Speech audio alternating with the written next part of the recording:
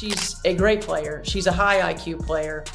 She adjusted really quickly to this league. Unbelievably quick to this league. And now it's about becoming not just a great player, but becoming a great leader for this team so that we can win not just a championship, but championship. Stephanie White is firing back, ready to expose Sheryl Swoopes' latest claims about the Indiana Fever.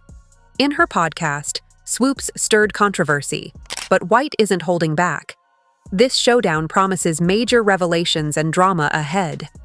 Personally, here's where I think they didn't do a very good job, and that was with Kelsey Mitchell, who's an unrestricted free agent, because Kelsey Mitchell had a hell of a season this season, and I don't think she got the credit that she did. From Kelsey Mitchell's leadership to Caitlin Clark's game-changing presence, Stephanie White is setting the record straight. She's also spilling hilarious and shocking behind-the-scenes details about the Fever's locker room, completely dismantling Sheryl Swoopes' latest claims. Stay tuned. They're all hungry to grow and hungry to improve and hungry to be coached and hungry to win. And when you have three foundational players and your big three that have that mindset, have that mentality, and great things can happen. Earlier this year, Sheryl Swoopes sparked confusion on Gil's Arena with her Legends perspective. She mistakenly claimed Caitlin Clark was in her 5th year at Iowa, despite Clark being in her 4th. This was the historic season where Clark shattered NCAA scoring records. So are you surprised by Caitlin Clark and the Fever's improvement since the Olympic break? 20 points, 8.4 assists, 6 rebounds. That's crazy. But 5.6 turnovers. Those are hell of a number. Those are hell of a numbers. But to me, that's not dominating. Sheryl Swoopes doubted Caitlin Clark's game would translate to the WNBA, but Clark silenced critics in her rookie season with the Indiana Fever. Averaging 19.2 points, 5.7 rebounds, and a league-leading 8.4 assists, she earned Rookie of the Year and all WNBA first-team honors, proving Swoopes completely wrong. And she's hungry to grow and hungry to get better. And so, number one, again, that two-way communication. It's been a long time since I've played. So players that are on the floor, they know, right? Like they get a sense, they get a feel of what's working, what's not. My first conversation with her about X's and O's the other day, I was just like, okay, well, how do you want to improve? Like, what are some of the things that you want to improve on? And then we'll talk about how we want to do that. And then I talked to her about how I think we can use her to help her be more efficient. Help her be more effective, to help our team be better in general. Stephanie White, the Fever's head coach, praised Caitlin Clark's seamless transition and transformative impact. Unlike Swoopes, White recognized Clark's ability to elevate teammates, leading the Fever to their first playoff berth since 2016.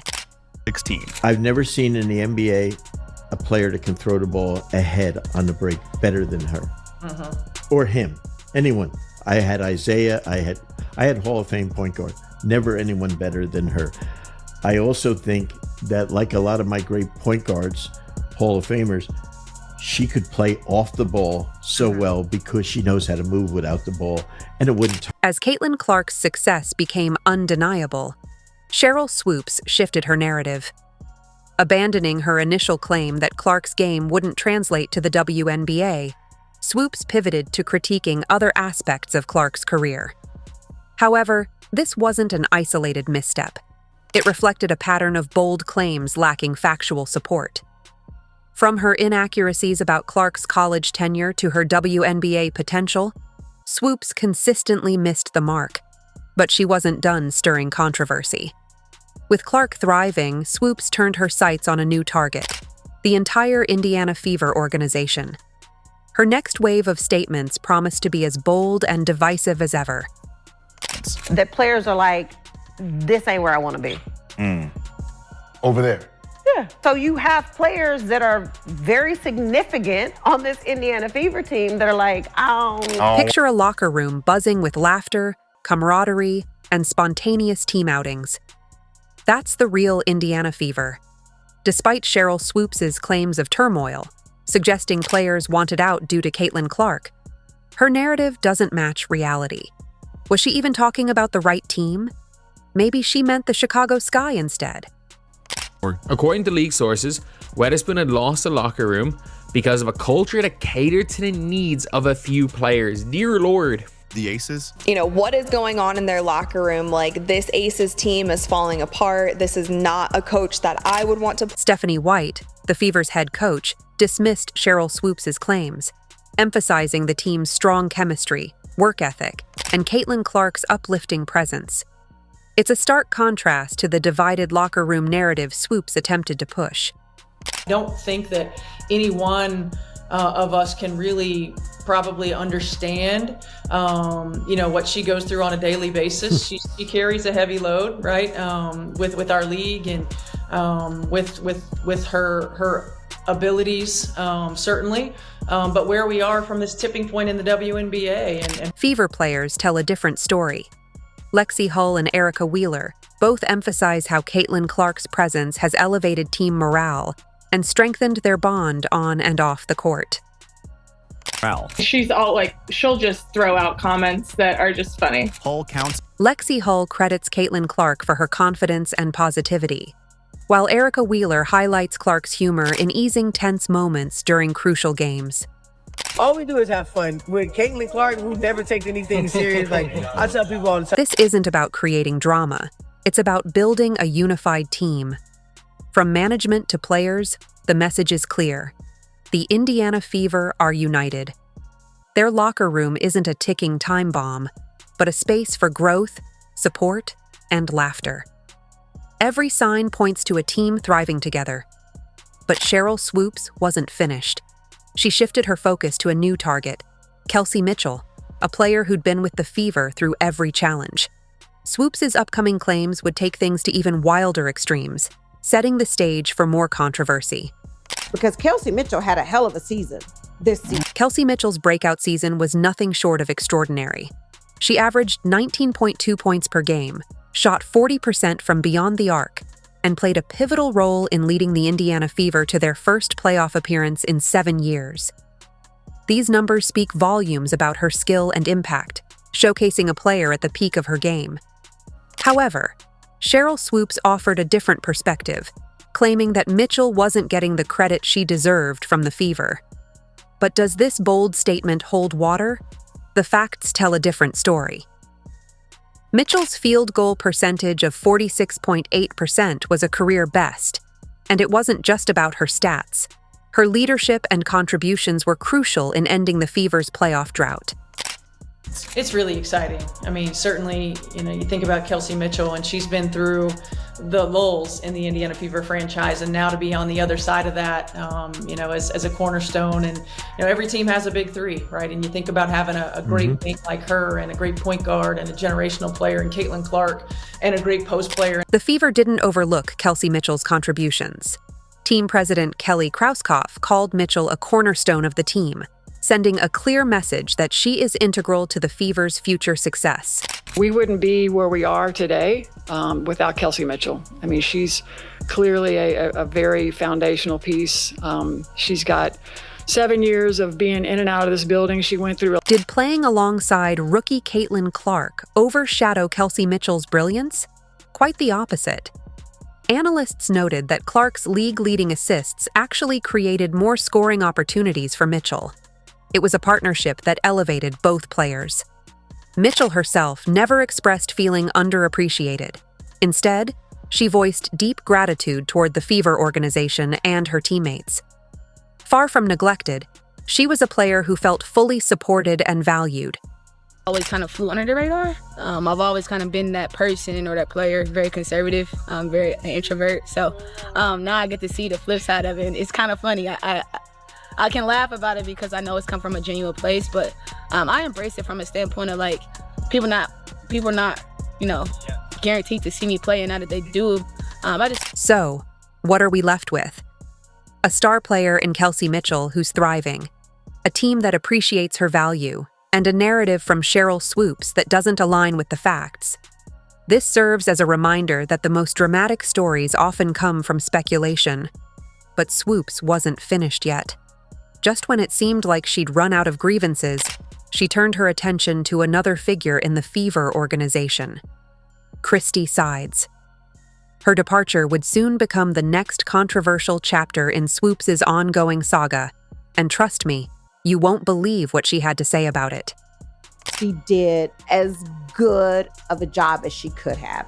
Managing all of the craziness, all of the Caitlyn mania, all of the hype, all of the media. It was just so much that came with that. Call me a conspiracy theorist, but it's not lost on me that the day after Christy Sides is let go is the day that Stephanie White stepped down from coaching in Connecticut. Christy Sides led the Fever to their first playoff berth in 7 years, but was unexpectedly let go. Sheryl Swoopes theorized that Sides was overwhelmed by the Caitlin Clark hype and deserved more respect. However, the Fever's official statements tell a different story. Team president Kelly Krauskopf praised Sides for her tremendous dedication, hardly a sign of a team throwing her under the bus. Can't say anything bad about the job that Christy Sides and her staff did. I mean, she did everything she was hired to do and then some, through a tough first year of Caitlin and all the attention and everything that went with that. I mean, I give them a lot of credit. So, what really happened? Kelly Krauskopf emphasized the importance of being bold and assertive in the pursuit of their goals, including maximizing talent and securing another WNBA championship for Indiana. All the evidence points to a professional, strategic decision. The Fever didn't just sever ties. They publicly acknowledged Christy Sides' hard work and contributions during a crucial period for the team. Christy Sides did a great job. And as we move forward, my thought process was how do we maximize what we have and how do we jump on? It wasn't about punishing failure, but positioning the team for greater success. Enter Stephanie White, Sides' replacement, with a proven history and a coaching philosophy focused on communication and player development. White is seen as the perfect fit to elevate the Fever to the next level. Trying to think outside the box, not be tunnel vision in how we do things, putting players in positions to be successful, using what we have to our advantage instead of what we don't, and really trying to reverse engineer in some ways the way that I think about the game, and the positions that we can put our teammates and our players in. So, what's the real story behind Christy Sides' departure? It's a team making a tough but professional decision in pursuit of championship dreams. Amid all the claims, locker room drama, and coaching controversies, it's crucial to consider how the players truly felt. Well, the Fever players had a lot to say, and their perspective might just put this entire saga to rest. Just when you thought the drama couldn't get any more intense, Lexi Hull stepped up to the mic. As Caitlin Clark's teammate, Hull had a front row seat to everything happening in the locker room, and her perspective completely shot down Sheryl Swoopes' claims. Hull didn't hold back. She sees the game at a bigger scale, obviously with the platform that she's created for herself, and then that's transitioned to the game. It's huge. And I think for me, especially as a point guard and as someone that's delivering a lot of the passes that lead to shots, if I miss, she's definitely going to say, you got the next one. I can count on her for keeping me confident and positive. So yeah, I think that shows the player that she is. She painted a picture of a united team, not divided. We play harder for each other because we know we've got each other's backs, Hull said. This wasn't just talk. She shared stories that showed how close-knit the Fever truly were. Remember all the talk about Caitlin Clark causing tension? Hull set the record straight, revealing that Clark's presence actually boosted team morale. I can count on her to keep me confident and positive, Hull shared. That's far from the divisive figure Swoopes tried to portray. But it wasn't all serious business. Hull also gave us a glimpse into the lighter moments of the Fever season. Picture this. A tense practice, everyone focused, and suddenly the music blares. There was one practice, Christy turns on loud music because I can't remember where we were going, but we knew the arena was going to be loud. And so she turns on this loud music, and Caitlin screams, she's like, "Can someone turn it off? It's giving me a migraine." And everyone's like, what? And Christy reacted and said, "What did you say?" And she repeated it. And all of us were just we were all dying because if I would have said that, if anyone on our team would have said that and then been asked, what did you say? And you repeat it, like no one else is repeating it, but she did. And it was the funniest thing. We're all like rolling on the ground laughing. Hull didn't stop there. She spoke about how the team lifted each other up during tough times. If one player had an off night, the others were right there with positive reinforcement. It's the kind of support system that championship teams are built on. A big question still loomed. What did this mean for the Fever's future? How would this newfound unity translate to on-court success? Well, new head coach Stephanie White had some thoughts on that. And trust me, you're going to want to hear The contrast between the first counts and Swoopes' claims couldn't have been starker. While Swoopes painted a picture of discord and drama, the Fever players spoke of a locker room filled with laughter, support, and camaraderie. It wasn't just about disproving Swoopes. The players' united front sent a strong message. They weren't just defending Clark or team culture. They were showing what they were made of. This was a group that had each other's backs, on and off the court. As the latest chapter of the Fever saga unfolded, one thing became clear. The team was stronger than any rumor or controversy, facing the noise head-on and growing even more united. Thing is finding people to kind of get you out of that cycle and get you to thinking about the positive things. Despite all the talk about team chemistry and player bonds, a big question still loomed. What did this mean for the Fever's future? How would this newfound unity translate to on-court success? New head coach Stephanie White had some thoughts on that. And trust me, you're going to want to hear what she had to say. Fresh off her successful stint at Connecticut, which included Coach of the Year honors, White brought a new vision to the Indiana Fever. She saw in Caitlin Clark not just a great player, but a high IQ athlete who had quickly adapted to the WNBA. White envisioned Clark as a future leader who could guide the Fever to multiple championships. I'm not one of those coaches that is going to be set in her ways.